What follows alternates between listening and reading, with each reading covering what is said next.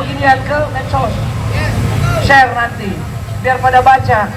Negeri ini sedang berbohong, ngibulin Caca, Ica perhatian sama kehilangan pekerjaan, tapi ternyata tidak menjangkau semuanya. Tapi ternyata ada jangka waktunya. Ngapain harus 6 bulan? Selama dia nggak ngambil, apa kerjaan lu dibayar dari sini?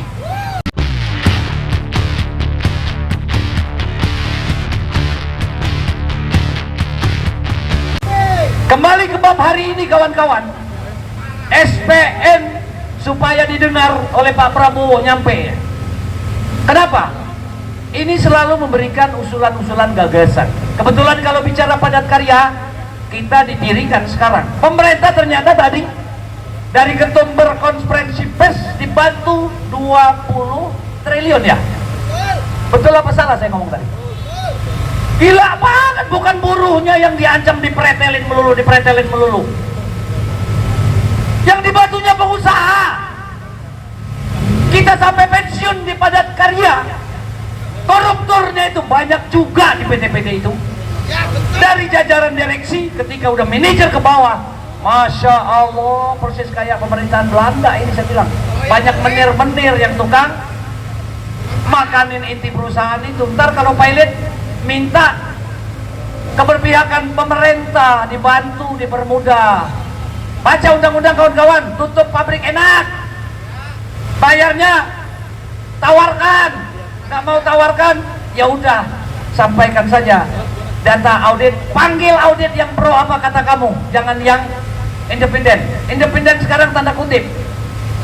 Kalau kopernya jelas, kalau TF-nya jelas, bisa independen berubah menjadi pro kamu. Makanya nasib kawan-kawan kalau mau tahu, ya hati-hati yang pabriknya dibuka kurator. Operatornya ya dari aset perusahaan yang ada, dijual ini tahu habis, pas berbagi nggak ada buat ente. Nah Uzu kan yang benar berserikatnya, biar kita terang-terangan mau dapat menang kalah kita, tetapi kita puas. Ada perjuangan, ada sejarah. Sebagai anak bangsa Anda amanah. Omongan begini didengerin nggak didengerin, tetapi saya balighu ani walau ayah, yang saya tahu. Kita dulu nolak tuh nggak keren SPN itu. Kita kecil begini tambah sampai sono loh. Di pokok sono ada yang minta disegerakan undangkan itu FJSN. Kita ngikut akhirnya. Karena kalau negara hukum ketika sudah diundangkan makso. Ya mandatori, itu namanya makso. Semua dianggap tahu hukum. Jadi abang nggak tolerir kalau kalian yang melanggar hukum. Kalau dari dulu saya bilang, udah agak juniornya mungkin udah pensiun juga. Ya, dulu ada Pak Parno juga dari Kota Tangerang, dari Polresnya ke Polda dia. Bang, keuntungan dekat sama polisi, bang. Anak buah kayaknya baru cair waktunya nih. Komandan udah instruksi kita mau disiram. Aman kita nggak disiram. Betul apa betul? Ya enjoy aja. Bahkan kalau bisa, kalau cara bang, aduh adik-adik, bapak-bapak, abang-abangku kalau belum minum udah gantian aja, kadang kasihan. Malah kalau kita lagi banyak, lagi kita makmur minum, kasih mereka, cuman mereka nggak bisa sambil berdiri, kadang minggir dulu beliau itu. Kode etik mereka. Nah hari ini, kalau saya boleh jujur, seandainya membaca track record SPN doang yang datang, nggak perlu pakai biaya mahal kawan ini. Dia takut mau sholat, banyak yang meninggalkan sholat. Kita rukhsah saja, kita jamak ya, jamak takhir nanti ya. Sholat zuhur kita dilaksanakan pada asar. Ini fakta. Mau nyalain adik-adik kita di depan, nggak bisa. Ini SOP, instruksi atas. Sama BPJS TK. Kalau dibilang Pak pabrik ini Pak, ini kami datang. Wah iya, itu kawan-kawan apa dengan demo apa-apa kayak gitu. Lantas wasrik kalian yang dibiayai juga oleh hartanya pekerja ini buat apa? Wasrik di semua dinas bohong itu. Mandul itu, kalau nggak kita gorok-gorok. Keduluan ada yang datang ngasih amplop, kalah kita. Tetapi jangan pernah berhenti. Harus dapat data-data otentik sehingga kita bisa buy data saat ini. Ya. Sekarang hati-hati. Katanya era no viral, no justice. Jadi SPN harus bisa membuat yang viral-viral. Manfaatkan medsos. TikTokin, IG-in, FB Pro-in, yang mendunia. Ya, walau sudah mulai ada komplain, udah mulai komplain ada tuh, yang lagi viral juga. Kenapa lu nggak lapor? Main media-media aja. Kadang kita lapor melihat NJOP-nya jelas nggak nih? Objek kasusnya jelas nggak nih? Kecil kasusnya. Ini kembali ke sini. Lupa menara jam sostek, kira-kira kepemilikannya bagaimana ya? Yang mulai melipir-melipir, bikin PP jam sostek, biar nanti aset-aset yang tersisa transisi dari undang-undang PT jam sostek Persero, apa yang menjadi harta kekayaannya ujung-ujungnya harus dikuasai lagi di sini.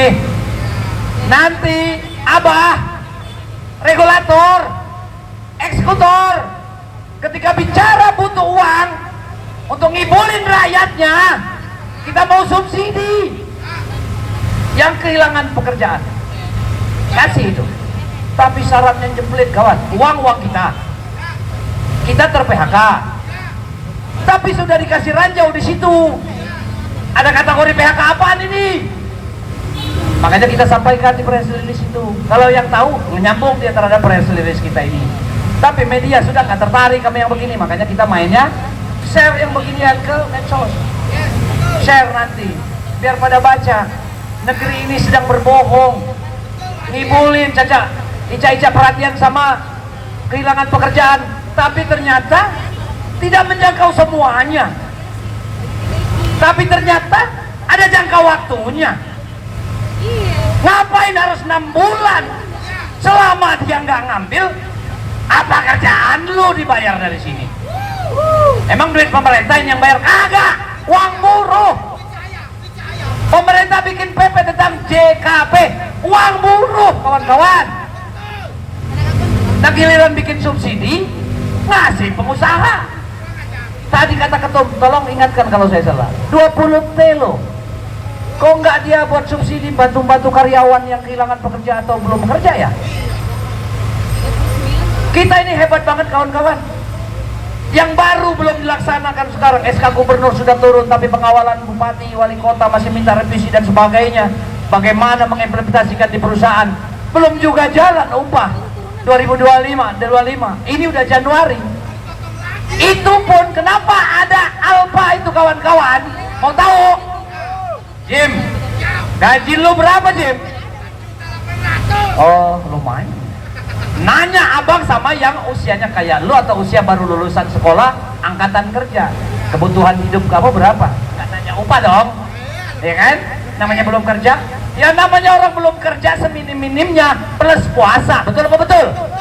Nanti itu dijadikan akomodir, diklasifikasi menjadi penghitung, pembagi, pengali, menemukan kehadiran buruh dalam mempengaruhi pertumbuhan ekonomi 0,1 sampai 0,3. Gila apa gila?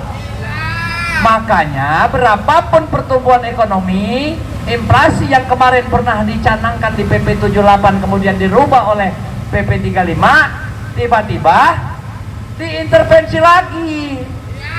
Ada permen lagi atau PP yang keluar tiba-tiba di akhir tahun. Ya kan?